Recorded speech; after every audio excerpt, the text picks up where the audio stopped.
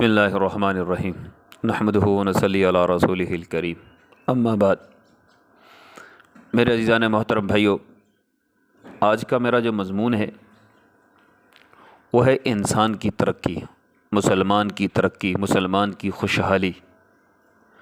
آج خوشحالی، ترقی ہر مسلمان چاہتا ہے، اور یہ بھی چاہتا ہے کہ میری ترقی مہینوں میں نہیں، سالوں میں نہیں، گھنٹوں میں ہو جائے۔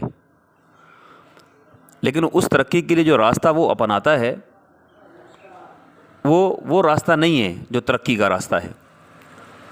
ترقی انسان وہی کر سکتا ہے جو آپ صلی اللہ علیہ وسلم کے راستے کو اپنائے گا۔ تو آپ صلی اللہ علیہ وسلم نے ہمیں کوئی لمبے چوڑے راستے نہیں بتائے، بلکہ اپنی محبوبانہ انداز سے، شفقتانہ انداز سے امت کے لیے بہت آسانیاں پیدا فرما دی۔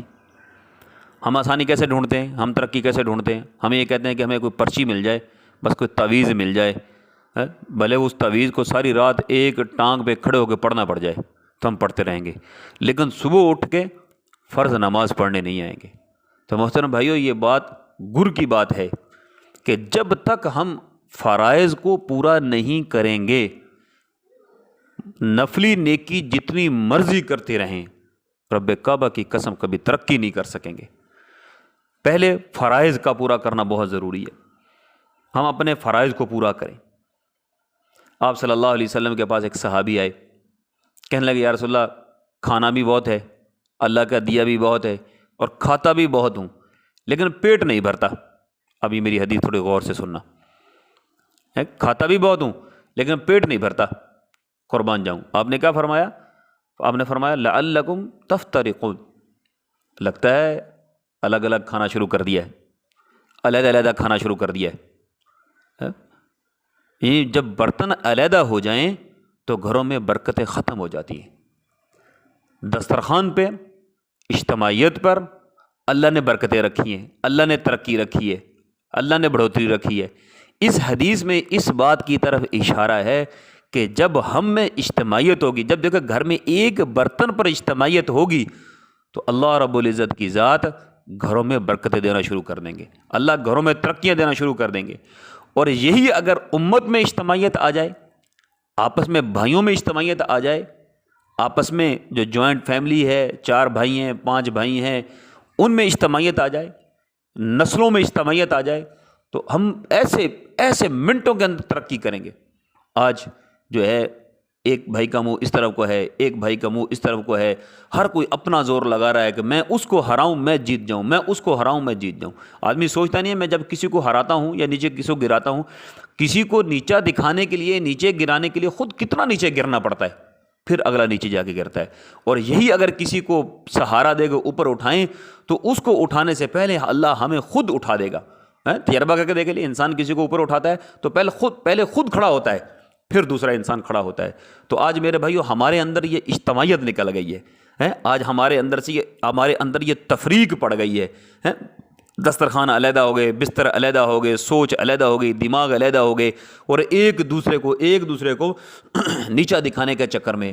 تو مسلمان کبھی بھی ترقی ایسے نہیں کر سکتا جب تک مسلمان اجتماعیت میں نہیں آئے گا۔ دیکھیں، آسمان پہ پہلا گناہ کیا ہوا تھا؟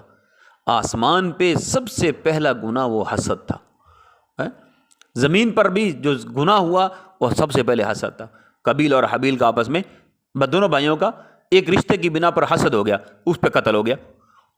آسمان پہ بھی شیطان نے آدم علیہ السلام سے حسد کیا تو ساری زندگی کے لیے مرتد ہو گیا، مردود ہو گیا۔ تو یہ آپ بتائیں کہ آسمان کا پہلا گناہ یہ حسد تھا، جس نے شیطان کو جنت سے نکال دیا، شیطان کو ہمیشہ کے لیے مردود کر دیا، اور ہمارے والد محترم، ہمارے بابا آدم علیہ السلام کو جنت سے نکال دیا۔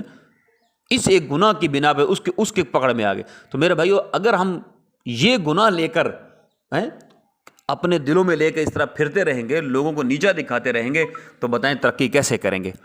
تو ترقی کرنی ہے تو پھر ایک ہی چیز ہے، اپنی سوچ کو ایک کر لیں، سوچ کو اجتماعیت دے دیں، آپس میں اتفاق پیدا کر لیں، آپس میں محبتیں پیدا کر لیں، دکان بنائیں، کاروبار چلائیں، تجارت کریں، کچھ دنیا کا کام کریں، لیکن اس کے اندر دوسرے مسلمان کی خیر خواہی کا جذبہ ہو۔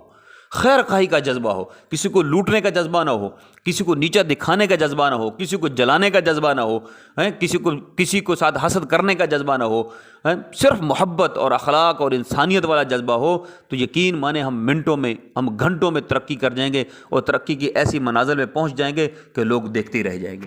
تو محترم بھائیو، یہ ایک بہت بڑا نسخہ ہے جو آپ صلی اللہ علیہ وسلم ہمیں دے کے گئے کہ ہم اپنے اندر اجتماعیت پیدا کر لیں۔ اللہ پاک سے دعا ہے اللہ ہم سب کو جو ہے اس پر عمل کی توفیق عطا فرمائے اور پوری امت میں جو ہے اجتماعیت نصیب فرمائے، آمین۔